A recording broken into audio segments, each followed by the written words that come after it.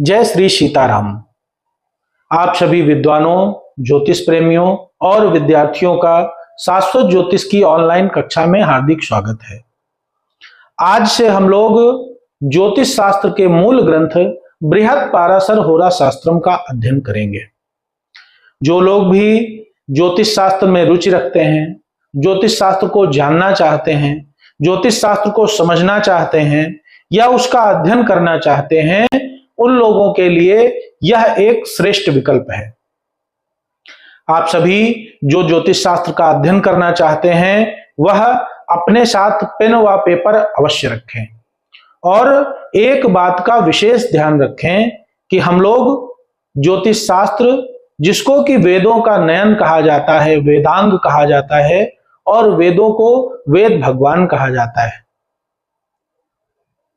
तो हमें मर्यादित होकर के इसका अध्ययन करना चाहिए। ज्योतिष शास्त्र का अध्ययन करने के लिए हमें विशेष मर्यादा की आवश्यकता होती है। इसको कहीं भी, किसी भी अवस्था में, किसी भी जगह हमें अध्ययन नहीं करना चाहिए। कहने का आशय यह है कि हमें प्रायः हम लोग ऑनलाइन कक्षा मोबाइल के माध्यम से लेते हैं, तो हम बेड पर बैठ करके, लेट करके, कुछ भी खाते हुए, कहीं पर भी बैठ करके हम प्रायः मोबाइल को देखते रहते हैं। परंतु जब हम ज्योतिष शास्त्र का अध्ययन करें तो हमें इसकी मर्यादा का अवश्य ध्यान रखना चाहिए।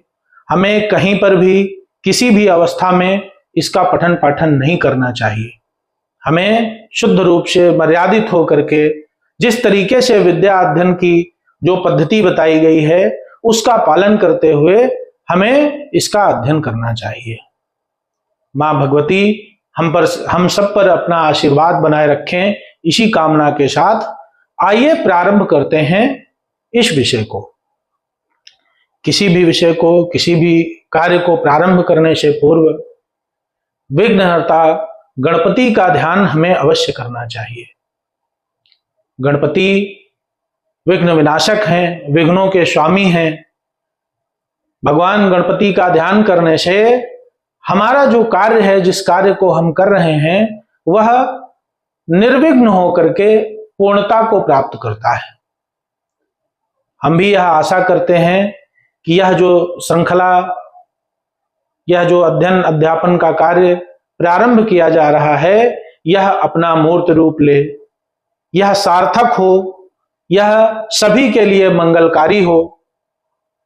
इसलिए हम सभी भगवान गणपति का ध्यान करते हैं। वक्रतुंड महाकाय कोटि सूर्य समप्रभा निर्विघ्नं कुरु मे देव सर्व कार्येषु सर्वदा।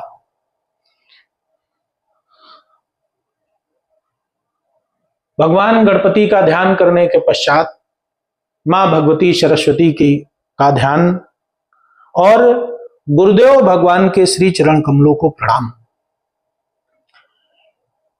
इस पठन पाठन में जो कुछ भी, अगर कुछ भी सार्थक हो पाता है, वह सभी श्री गुरु चरण कमलों का प्रताप है, उनकी कृपा है। और अगर कोई भी त्रुटि होती है तो वह इस दास की है। आप सभी अपना अनुज समझ करके उस त्रुटि को क्षमा करें। आइए प्रारंभ करते हैं बृहत् पाराशर होरा शास्त्रम की यह श्रृंखला।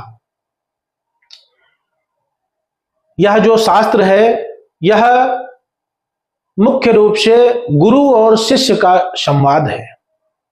यहां पर गुरु ऋषि पाराशर जी हैं और शिष्य मैत्रेय मुनि हैं, मैत्रेय ऋषि हैं।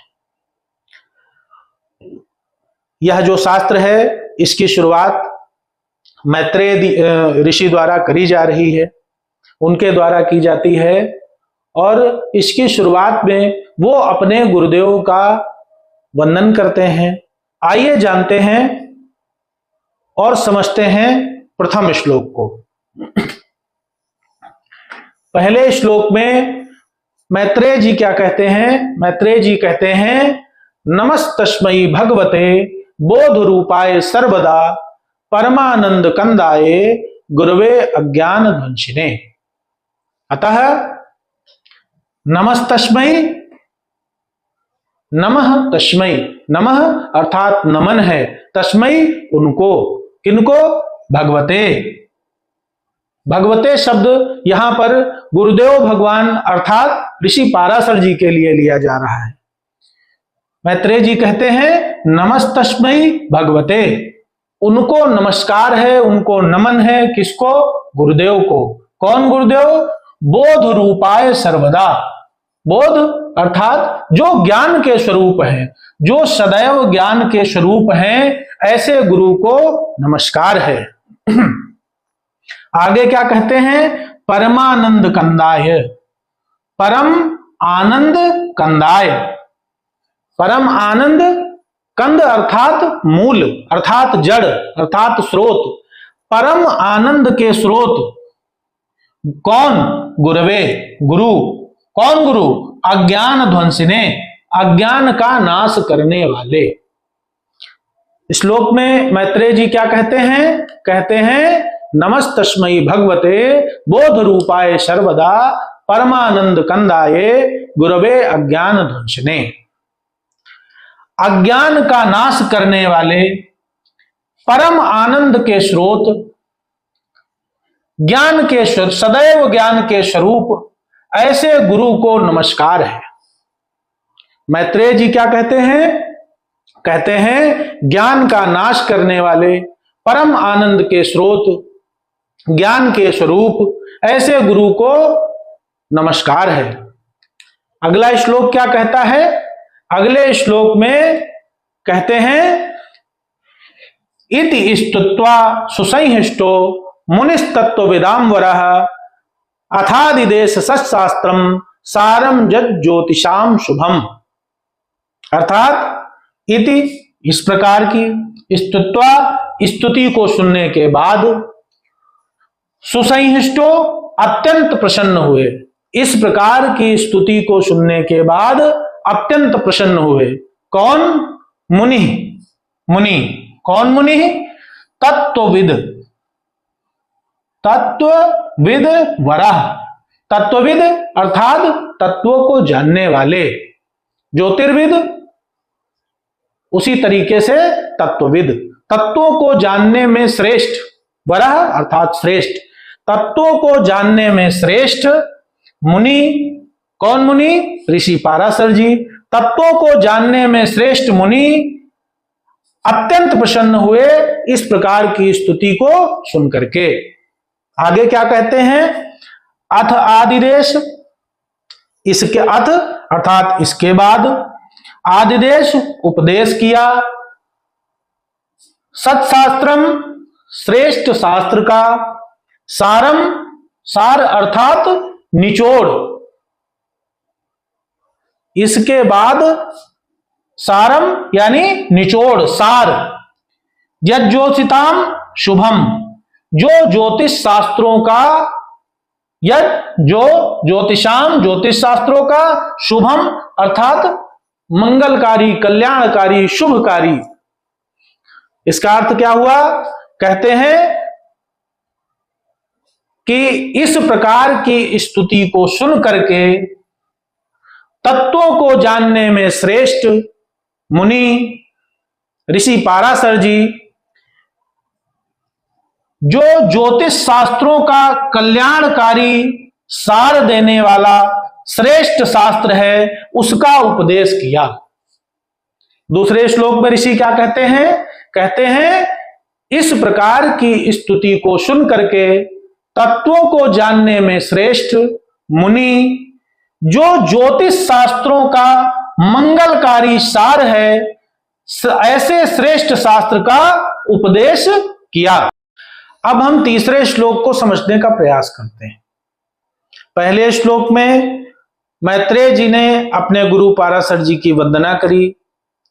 दूसरे श्लोक में पाराशर जी उनकी उस स्तुति को सुनकर के प्रसन्न हुए और ज्योतिष शास्त्र का उपदेश करने का को कहा। तीसरे श्लोक में पाराशर जी कहते हैं शुक्लाम वरधरम विष्णुम शुक्लाम वरधराम गिरिम प्रणम्य पांचजन्यम च वीणाम याभ्याम धृतम द्वयम। अर्थात शुक्लाम वरधरम, शुक्ल अंबर धरम विष्णुम, शुक्ल यानी सफेद, अंबर यानी वस्त्र, धर्म धारण करने वाले, विष्णु विष्णु जी, और शुक्लाम वरधरम धराम गिरिम, शुक्ल यानी सफेद, अंबर यानी वस्त्रों को, धराम धारण करने वाली, गिरिम अर्थात सरस्वती जी। पाराशर जी क्या कहते हैं? सफेद वस्त्रों को धारण करने वाले भगवान श्री हरि विष्णु और सफेद वस्त्रों को धारण करने वाली मां भगवती सरस्वती। आगे क्या कहते हैं? प्रणम्य, प्रणाम करते हैं। पांचजन्यम च, पांचजन्य भगवान श्री हरि नारायण के हाथ में जो शंख होता है उसको पांचजन्य शंख कहा जाता है, उसका नाम पांचजन्य शंख है। प्रणम्य पांचजन्यम च वीणाम, जो भगवती सरस्वती के हाथ में जो वीणा होती है यहां पर उसका उल्लेख है, वीणाम याभ्याम धृतम द्वयम। याभ्याम अर्थात वो दोनों को, दोनों कौन? पांचजन्य शंख और वीणा दोनों को धारण करने वाले, धृतम धारण करने वाले, द्वयम दोनों, कौन दोनों? विष्णु जी और मां भगवती सरस्वती। पाराशर जी क्या कहते हैं? तीसरे श्लोक में पाराशर जी भगवान श्री हरि नारायण और मां भगवती सरस्वती की स्तुति करते हैं। वह कहते हैं कि पांचजन्य शंख और वीणा को धारण करने वाले दोनों सफेद वस्त्रधारी भगवान श्री हरि विष्णु और सफेद वस्त्रधारी मां भगवती सरस्वती को प्रणाम है। तीसरे श्लोक में पाराशर जी भगवान विष्णु और मां भगवती सरस्वती की वंदना करते हैं। अब आइए देखते हैं चौथे श्लोक के विषय में। चौथे श्लोक में पाराशर जी कहते हैं सूर्यम नत्वा ग्रहपतिम जगत उत्पत्ति कारणम वक्षामि वेद नयनम यथा ब्रह्म मुखाच्युतम। अर्थात सूर्यम, सूर्य को नत्वा नमन करते हुए, ग्रहपतिम जो ग्रहों के पति अर्थात स्वामी हैं अर्थात राजा हैं, ग्रहों के राजा सूर्य को नमन करते हुए, जो जगत उत्पत्ति कारणम, जो संपूर्ण जगत की उत्पत्ति के कारण है, संपूर्ण जगत की उत्पत्ति के कारण ग्रहों के राजा सूर्य को नमन करते हुए, वक्षामि मैं कहूंगा, वक्षामि मैं कहूंगा, वेद नयनम, वेद नयन वेदों के नयन, ज्योतिष शास्त्र को वेदों का नयन कहा जाता है। तो क्या कहूंगा? ज्योतिष शास्त्र को कहूंगा, यथा जैसा कि, ब्रह्म मुख अच्युतम जैसा कि ब्रह्मा जी के मुख से कहा गया है। चौथे श्लोक में ऋषि पाराशर जी कहते हैं कि जगत उत्पत्ति के कारण ग्रहों के राजा भगवान सूर्य नारायण को प्रणाम करते हुए मैं जैसा ब्रह्मा जी के मुख से ज्योतिष शास्त्र को कहा गया है वैसा ही कहूंगा। अब आइए हम जानते हैं पांचवें और छठवें श्लोक के विषय में। पहले श्लोक में मैत्रेय जी अपने गुरु पाराशर जी की वंदना करते हैं। दूसरे श्लोक में पाराशर जी उस वंदना से अत्यंत प्रसन्न होते हैं और ज्योतिष शास्त्र को कहने के लिए कहते हैं। तीसरे श्लोक में पाराशर जी भगवान श्री हरि नारायण और मां भगवती सरस्वती की आराधना करते हैं। चौथे श्लोक में वह भगवान श्री सूर्य नारायण को प्रणाम करके कहते हैं कि जैसा ब्रह्मा जी के मुख से निकला है मैं वैसा ही ज्योतिष शास्त्र को कहूंगा। अब आइए जानते हैं 5वें श्लोक में पाराशर जी क्या कहते हैं। 5वें और 6ठे श्लोक में पाराशर जी हमें बताते हैं कि जो ज्योतिष शास्त्र है उसको उसके विद्यार्थी में कौन कौन से गुण होने चाहिए, अर्थात हमें किसको यह ज्ञान देना चाहिए और किसको नहीं देना चाहिए। आइए जानते हैं। 5वें श्लोक में पाराशर जी कहते हैं कि शांताय गुरु भक्ताय ऋजवे अर्चित स्वामिने आस्तिकाय प्रदातव्यम ततः श्रेयो हवाप्स्यति। अर्थात शांताय शांत स्वभाव वाले को, गुरु भक्ताय गुरु भक्त को, ऋजवे सरल या सीधे व्यक्ति को, अर्चित स्वामी ने स्वामी भक्त को, आस्तिकाय जो आस्तिक हो, जिसकी धर्म में, वेदों में, ईश्वर में, अपने गुरु में, सदग्रंथों में श्रद्धा हो, ऐसे व्यक्ति को प्रदातव्यम देना चाहिए, ततः तब श्रेयो अर्थात कल्याणकारी होता है, हवाप्स्यति अर्थात निश्चित ही। अगले श्लोक में 5वें श्लोक में पाराशर जी क्या कहते हैं? पाराशर जी कहते हैं कि शांत स्वभाव वाले गुरु भक्त को, सरल व्यक्ति को, स्वामी भक्त को और आस्तिक व्यक्ति को इसको देना चाहिए। ऐसा करने से तब निश्चित ही यह मंगलकारी कल्याणकारी होता है। 5वें श्लोक में पाराशर जी कहते हैं कि शांत स्वभाव वाले गुरु भक्त, सरल व्यक्ति और स्वामी भक्त, आस्तिक को देने से निश्चित ही यह मंगलकारी होता है। अब आइए देखते हैं 6ठे श्लोक में क्या कहते हैं। 6ठे श्लोक में कहते हैं न देयम परिशिष्याय नास्तिकाय सठाय च दत्ते प्रतिदिनम दुखम जायते नात्र संशय। अर्थात न देयम नहीं देना चाहिए, परिशिष्याय दूसरे के शिष्य को, नास्तिकाय नास्तिक व्यक्ति को, शठाय धूर्त व्यक्ति को, च क्या कहते हैं? नहीं देना चाहिए। किसको किसको नहीं देना चाहिए? दूसरे के शिष्य को नहीं देना चाहिए, नास्तिक व्यक्ति को नहीं देना चाहिए और धूर्त व्यक्ति को नहीं देना चाहिए। दत्ते देने से प्रतिदिनम दुखम प्रतिदिन दुख होता है, जायते उत्पन्न होता है, नात्र संशय इसमें संदेह नहीं है। यदि हम नास्तिक व्यक्ति को, दूसरे के शिष्य को और धूर्त व्यक्ति को इसको देते हैं तो प्रतिदिन दुख होता है, इसमें कोई संशय नहीं है। आइए हम लोग पुनरावृत्ति करते हैं, जानते हैं पहले श्लोक से लेकर के 6ठे श्लोक तक हम लोगों ने क्या सीखा।